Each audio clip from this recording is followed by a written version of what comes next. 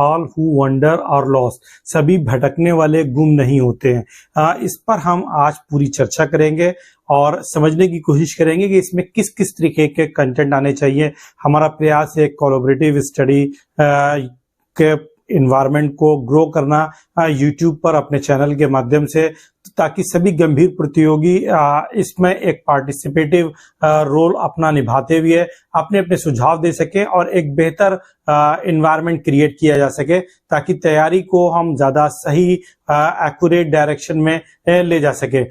अगर हम इस टॉपिक की बात करें तो जो ये टॉपिक है कि सभी भटकने वाले गुम नहीं होते हैं, ये एक कोटेशन है और इस कोटेशन पर भी हम आगे चर्चा करेंगे।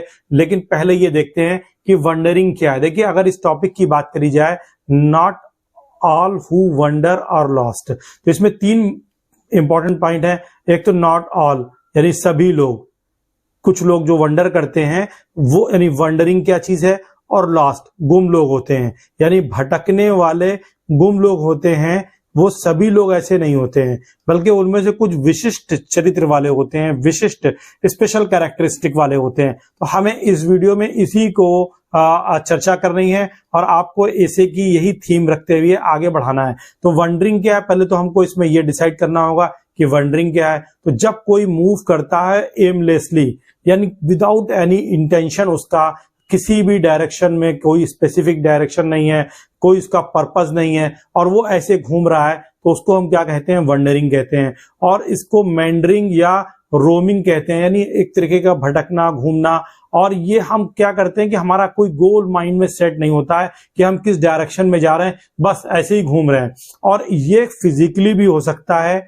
एक चीज ध्यान रखिएगा कि ये वंडरिंग, ये भटकना फिजिकली भी हो सकता है। जैसे कि आप प्रयागराज आए और प्रयागराज में बिना किसी उद्देश्य के आप एक स्थान से दूसरे स्थान घूमते रहे, भटकते रहे, तो एक तो फिजिकल फॉर्म में हो सकता है। आप विश्व के भ्रमण पर निकल जाए, कोई आपका ऑब्जेक्टिव नहीं है, बस ऐसे ही निकले हुए हैं, तो ये आपका फिजिकल जो है वंडरिंग हो जाएगी। लेकिन एक वंडरिंग होती है जो कि मेंटल होती है। जब आप दिमाग में विचारों का सोचना, विचार करते हैं, चिंतन करते हैं, मनन करते हैं, तो फिर आपके मस्तिष्क में कई तरीके के विचार जन्म लेते हैं, मर जाते हैं, फिर आप उन पर विचार फिर करते हैं और एक तरीके से आपकी एक क्रिटिकल थिंकिंग अप्रोच का, आपकी किसी संकल्पना का, किसी अवधारणा का आपके मस्तिष्क में जन्म हो रहा होता है, या उसका जो है प्रसंस्करण आप कह सकते हैं हो रहा होता है। और उसके चलते हुए जब आप आगे बढ़ते हैं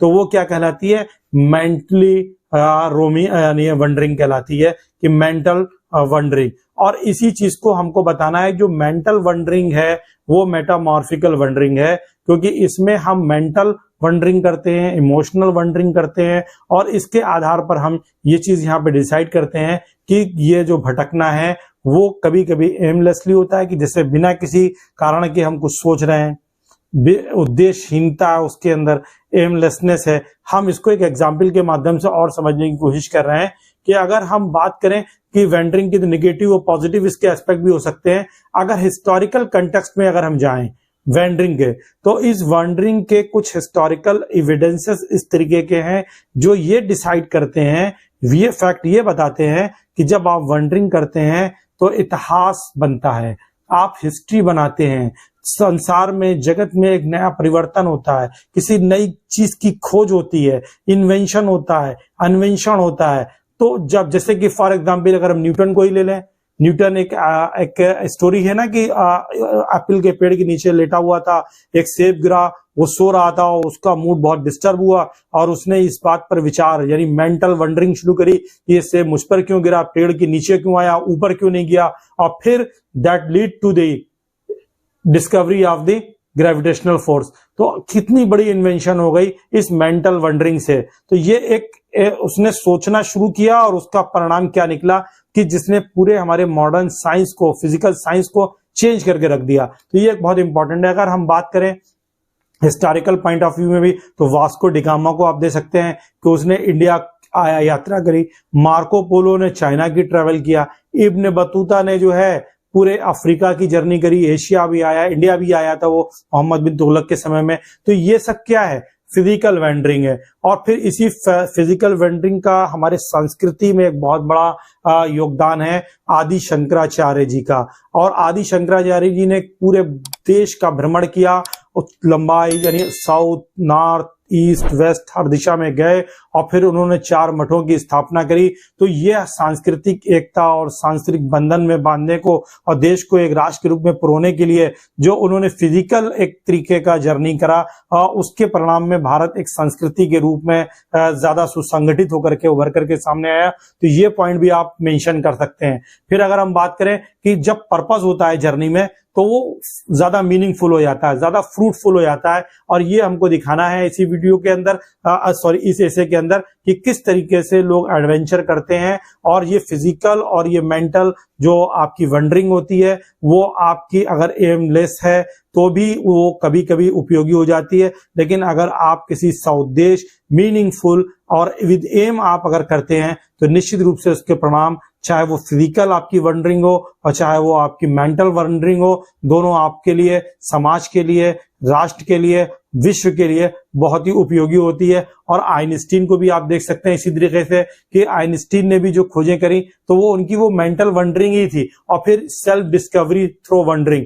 और फिर हम अपने को खोज सकते हैं कि मैं क्या हूं। इसकी भी खोज हम कब कर सकते हैं कि जब आदमी अपने अंदर की जो की विशेषताएं हैं, जो कमियां हैं, उनको जानने की कोशिश करता है तो उसे वो मार्ग मिल जाता है कि जिस पर उसे वास्तविकता का ज्ञान हो जाता है।